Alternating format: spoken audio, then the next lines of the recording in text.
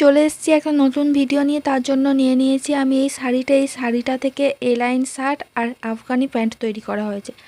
শার্টের এই রকম বোতাম লাগানো আছে, কলার করা হয়েছে, আর হাতগুলো ছেলেদের জামার মতো এরকম বোতাম দেওয়া আছে, আর ওখানে বোতাম দেওয়া আছে যাতে ভাঁজ করে ফোল্ড করা যায়। এবার প্যান্টটা দেখো, প্যান্টটা এটা পাটিয়ালার মতো নয়, উপরে প্লেন আর নিচের দিকে কুঁচি দেওয়া আছে আর একটা বর্ডার দেওয়া আছে, আর এরকম টিপটপ বোতাম দেওয়া আছে। এবার জামা বানানোর জন্য আমি একটা গামছা নিয়ে নিয়েছি। এর থেকে তৈরি হবে একটা এলাইন ড্রেস।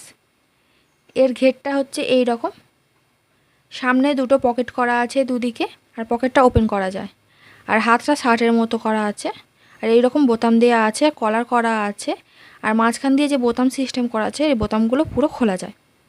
কাপড়টা থেকে হবে উপরে একটা ওভারল্যাপ টপ আর নিচে হচ্ছে স্ট্রেট প্যান্ট। এই হচ্ছে টপটা।